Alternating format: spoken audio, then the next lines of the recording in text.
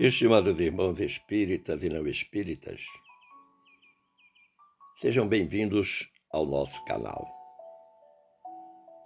Inscreva-se, compartilhe, avalie. Desejo saudar a todos os irmãos do Centro Espírita Enviados de Jesus, da cidade de Gravatá, em Pernambuco, dizendo-lhes que felizes somos nós, os trabalhadores da última hora, que abrimos o coração e a mente para receber os ensinamentos de Jesus. Jesus, nosso Mestre e Senhor, modelo e guia, renovador de todas as criaturas, que nele vem buscar o bálsamo para as dores, o esclarecimento ante as dúvidas,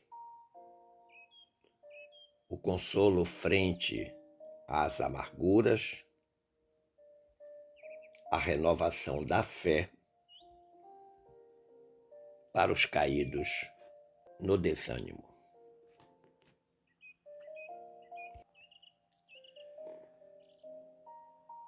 Tendo a liberdade de escolher o tema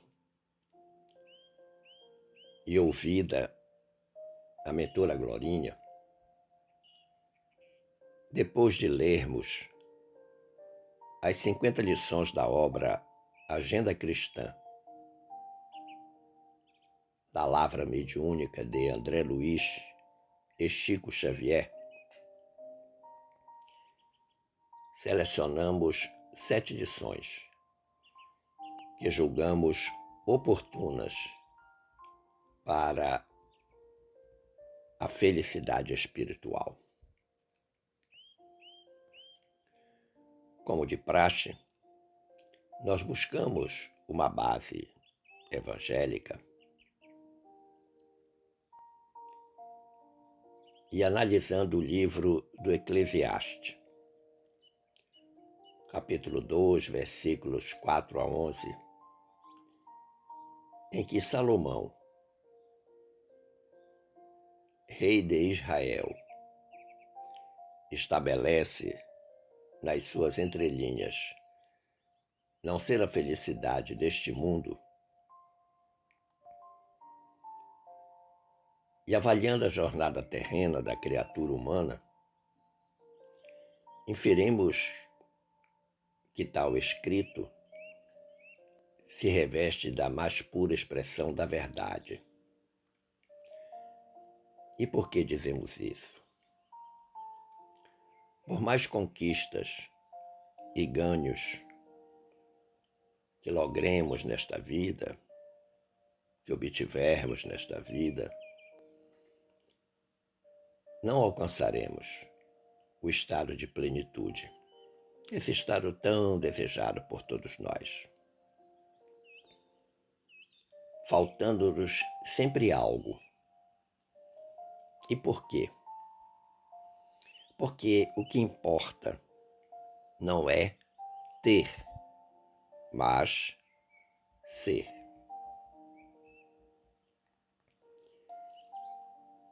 Mas nós também encontramos um artigo publicado no dia 13 de agosto de 2019,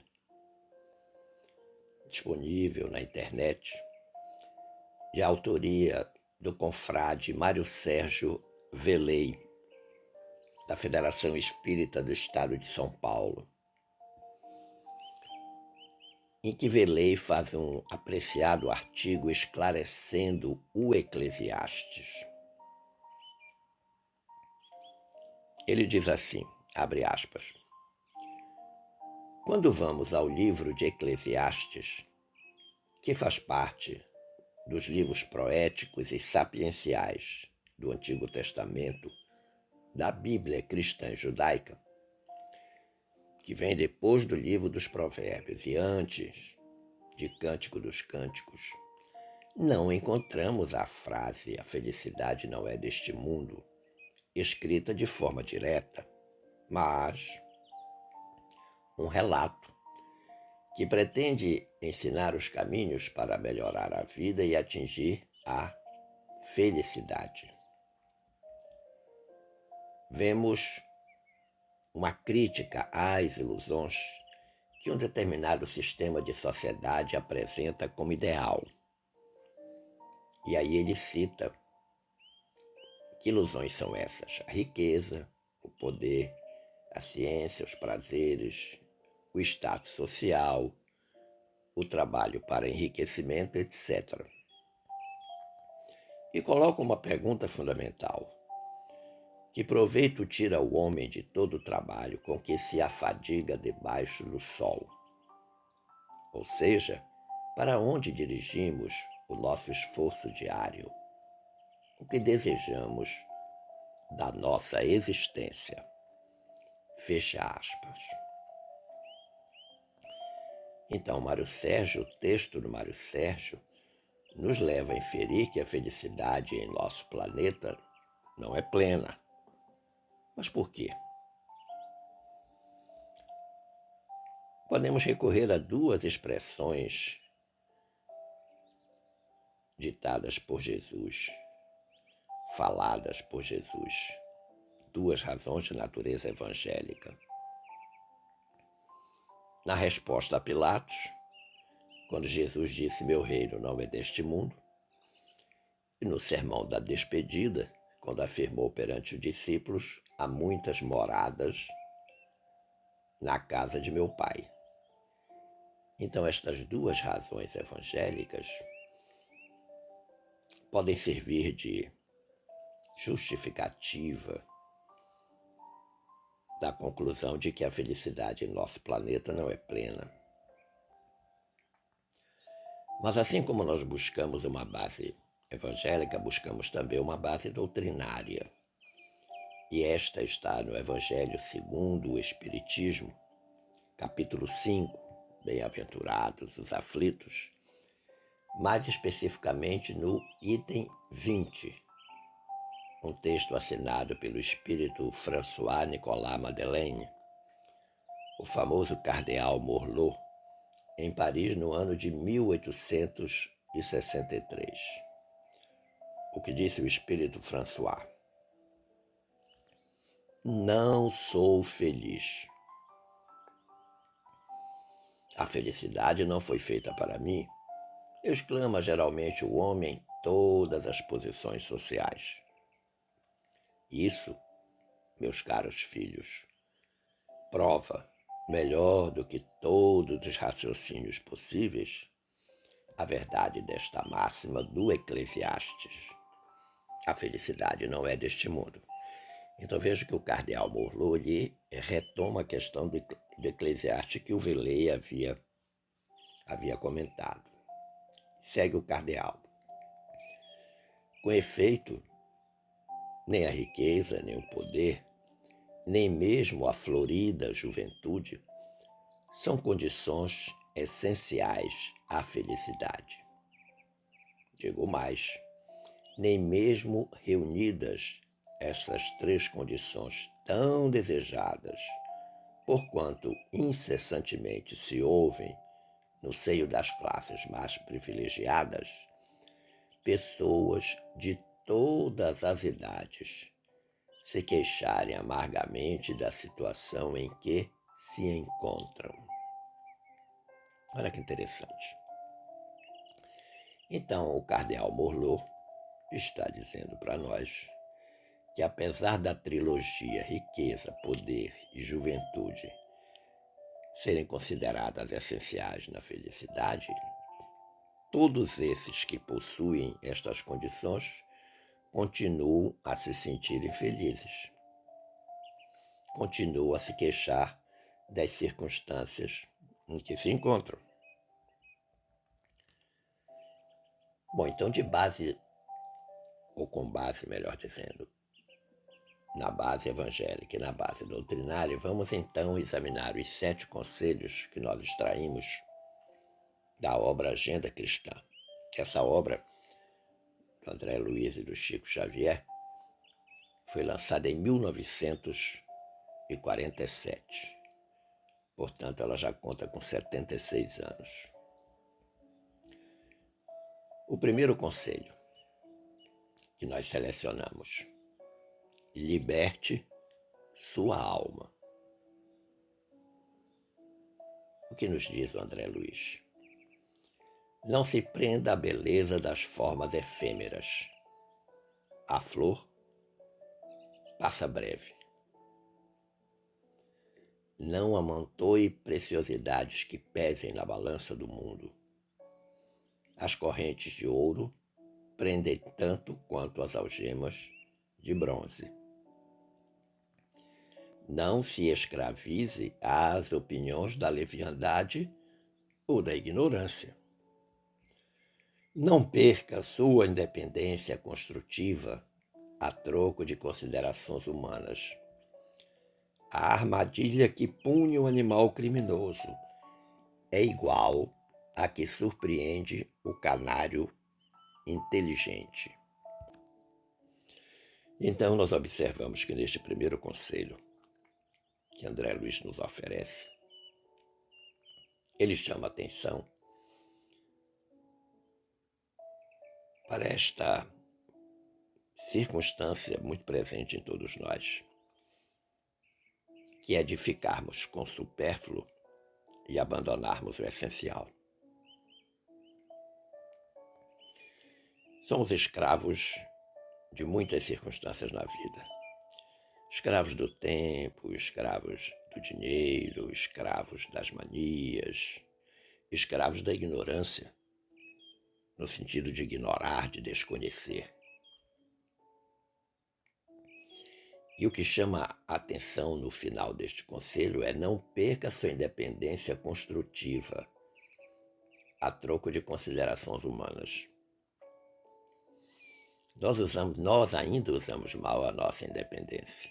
Muitos a utilizam para destruir e não para construir. E muitas vezes nós queremos agradar os outros, como diz o ditado popular, ficar bem na fita, e somos capazes de engendrar situações absolutamente desfavoráveis para os outros e para nós. E ele recomenda que nós não devemos nos escravizar perante as opiniões da leviandade ou da ignorância. E aí nós temos que tomar muito cuidado, por exemplo, com os conteúdos que nós examinamos nas mídias sociais. Conteúdos muitas vezes nefastos, voltados para o mal, e que nós, não raras oportunidades, dedicamos alguma atenção. Segundo conselho: nos momentos graves. Já passou por algum momento grave na vida? Seguramente sim. Diz o André Luiz: use a calma. A vida pode ser um bom estado de luta, mas o estado de guerra nunca uma vida boa. Olha que interessante.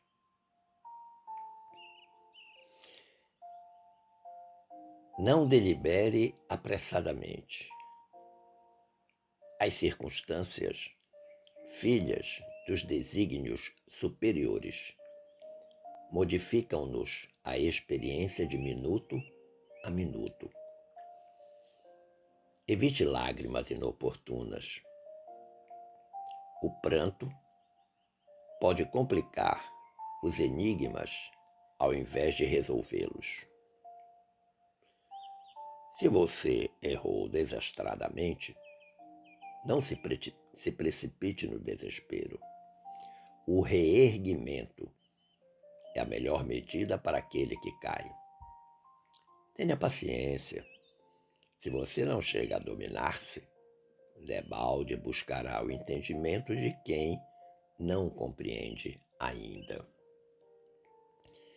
Então, o cerne desta orientação do André Luiz está no autoconhecimento, no autodomínio. Porque a maioria das nossas lutas não são externas, não são as lutas externas. A maioria é interna. São os nossos conflitos interiores, os que mais nos consomem tempo, energia, que nos trazem maiores preocupações. Muitas vezes as lutas externas são um mero disfarce das nossas lutas internas. E a gente precisa entender e aceitar que a todo instante tudo muda. Como diz a música lá, tudo muda o tempo todo no mundo. E nós precisamos estar aptos a nos adaptarmos a essas novas circunstâncias, como ele diz no texto, que muda de minuto a minuto. E que diante de uma adversidade não adianta ficar chorando, que ele chama de lágrimas inoportunas. E todas as vezes que estivermos no estado de erro, corrijamos o erro.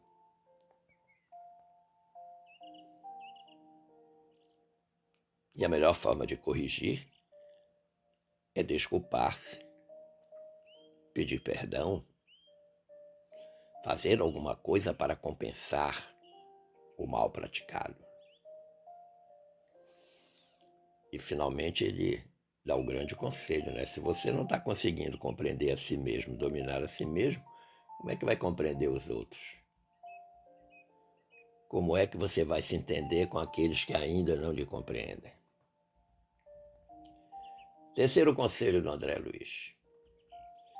Observe sua semeadura. Sua generosidade, diz o André Luiz, chamará a bondade alheia em seu socorro. Sua simplicidade solucionará problemas para muita gente. Sua complexidade provocará muita dissimulação no próximo.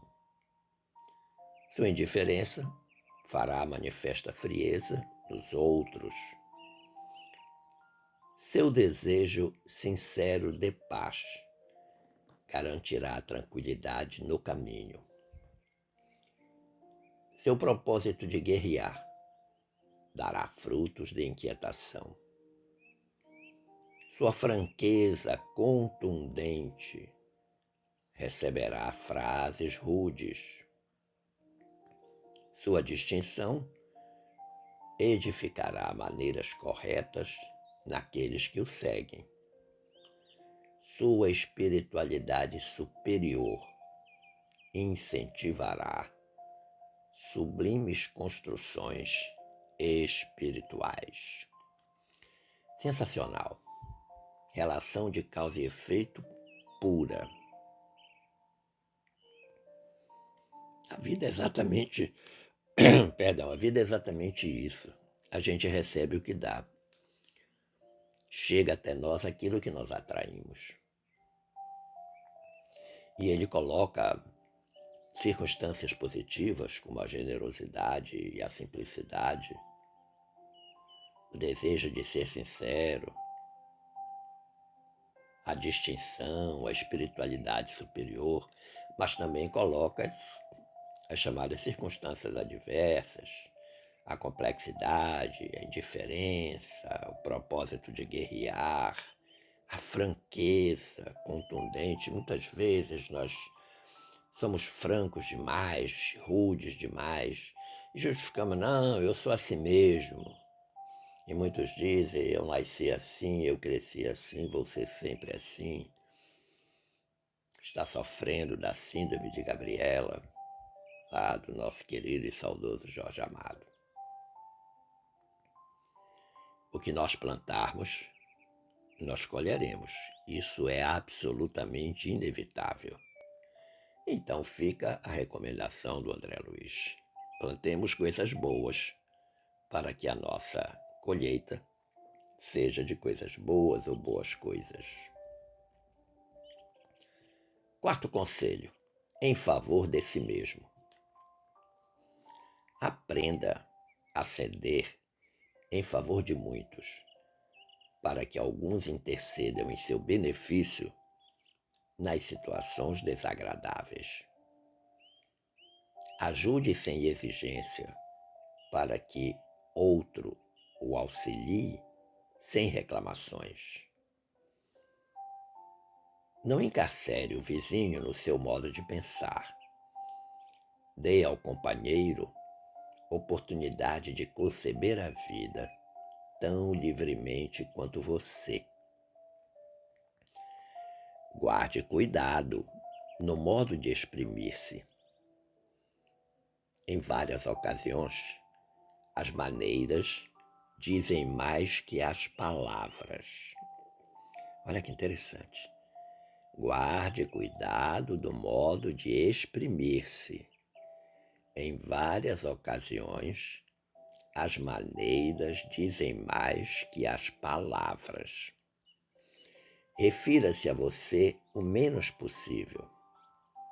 Colabore fraternalmente nas alegrias do próximo.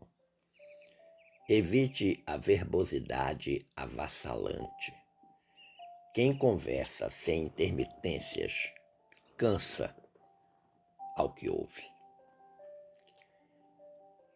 Estas recomendações são fantásticas. Em primeiro lugar, porque é uma chamada à humildade da gente, a prestimosidade da gente. Aprenda a ceder em favor de muitos, para que alguns intercedam em seu benefício nas situações desagradáveis. Quanto mais pessoas nós servirmos, mais nós estaremos fazendo coisas agradáveis aos olhos de Deus e arregimentando vozes que nos defenderão no futuro.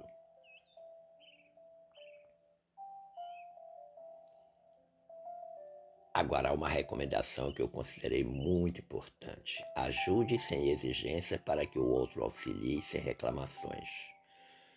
Muitas vezes nós colaboramos, nós contribuímos, nós ajudamos, nós fazemos algo para o próximo, mas com uma série de exigências, das quais a mais terrível é: não se esqueça do que eu estou lhe fazendo, viu?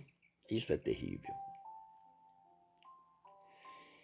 E o André Luiz dá uma orientação de que nós devemos aceitar as pessoas como elas são. E que as pessoas têm o direito de pensar a vida do jeito que lhes for melhor, lhes aprouver. E um conselho precioso, o cuidado que nós devemos ter nas nossas expressões, verbais ou atitudinais. Que ele chega a dizer que as maneiras falam mais do que as palavras. E nos convoca a uma lição de humildade, pedindo que a gente se refira o menos possível a nós mesmos e participemos alegremente das vitórias do nosso próximo. E no final ele dá um conselho para quem fala muito. Evite a verbosidade avassalante. Quem conversa sem intermitências cansa ao que ouve. Muitas vezes nós fazemos isso, muitas vezes nós somos vítimas de pessoas excessivamente tagarelas. Quinto conselho. Se você deseja, a partícula C indica que nós vamos ter que colocar em jogo a tomada de decisão, usar o livre-arbítrio, consultar a nossa vontade interior. Se você deseja ser cristão efetivamente, perdendo, vencerá na batalha humana. Cedendo, obterá os recursos de que precisa. Trabalhando, conseguirá a felicidade própria. Perdoando, edificará em torno de si mesmo. Libertando, conquistará os outros. Suportando, resistirá na tempestade. Renunciando, ganhará tesouros imortais. Abençoando, salvará muitos. Sofrendo, terá mais luz. Sacrificando-se, encontrará a paz. Suando, purificar-se-á. E amando, iluminará sempre. Maravilhosa esta contribuição do André Luiz. Ele começa com a particulação, né? Se você deseja, eu quero ser cristão verdadeiramente? Bom, se eu quero ser cristão verdadeiramente, está aí o roteiro. E é um roteiro de otimismo, porque ele apresenta a situação, o lado da moeda e a outra face da moeda. Nós queremos ser pessoas eternamente vencedoras, isso é fato. Mas ele diz, perdendo, vencerá na batalha humana, na sua batalha interior. Porque quando nós somos derrotados, nós temos que testar a nossa resignação, a nossa paciência, a nossa calma, a nossa prudência, a nossa sabedoria. E aí ele vai elencando circunstâncias em que a gente nunca pensa do jeito que ele está apontando. Ele cedendo obterá o recurso que precisa. A ideia da gente é que ceder é ficar sem, é perder. Trabalhando conseguirá a felicidade própria. Quem trabalha, nós não trabalhamos para nós trabalhamos para os outros. O fruto do nosso trabalho para os outros é que nos dá a alegria. Perdoando, libertando, suportando, renunciando, abençoando, sofrendo, sacrificando-se, suando, transpirando na luta do dia. E ele termina com o verbo-chave. Amando iluminará sempre. Sempre. Portanto, não há nenhuma interrupção. Sexto conselho. Lembre e pense em Jesus. Isso é algo que nós deveríamos permanentemente ter em mente. Aquela frase de Paulo na entrada da cidade de Damasco, quando cai do cavalo, né? Senhor, o que queres que eu faça? Pensar em Jesus é rememorar todas as suas grandes lições evangélicas. Rememorar como ele agia diante das circunstâncias, principalmente das circunstâncias adversas. Todos os grandes ensinamentos que ficaram das suas condutas. Muitas coisas nas palavras que disse, mas a maioria naquilo que fez. Jesus ensinou testemunhando tudo aquilo que ele dizia. Aí o André Luiz diz assim: a renúncia será um privilégio para você. Muitas vezes entendemos que ao renunciarmos estamos perdendo, estamos abrindo mão em favor do outro. E é para abrir mão mesmo. Vejam a renúncia dos pais em favor dos filhos. O sofrimento glorificará sua vida. A prova dilatará seus poderes. A dor e o sofrimento são bênçãos que Deus envia aos seus eleitos. Está lá no nosso Evangelho segundo o Espiritismo. Quando é que a prova dilata o meu poder? Quando eu a enfrento com dignidade. Quando eu busco internamente as estratégias, os instrumentos, as ferramentas para enfrentar a prova. E eu vou dilatar que poderes? Os poderes da calma, da paciência, da sabedoria, da resignação, da prudência, da elevação espiritual. Segue o André. O trabalho constituirá título de confiança em seu caminho. O sacrifício sublimará seus impulsos. A enfermidade do corpo será remédio salutar para a sua alma. A calúnia lhe honrará a tarefa. Então, pelo que André Luiz apresenta, lembre e pense em Jesus, ele está apontando a mais importante condição, ou talvez uma das mais importantes condições de Jesus, que Jesus nos ensinou, a da humildade. Algo que muitas vezes nos falta na vivência diária. O André Luiz diz ainda: a perseguição será motivo para que você abençoe a muitos. A angústia purificará suas esperanças. O mal convocará seu espírito à prática do bem. O ódio desafir-lhe-á o coração aos testemunhos do amor.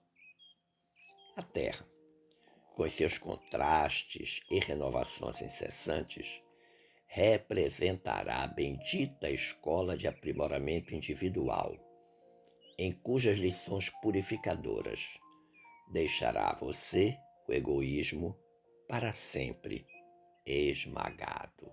Olha que interessante.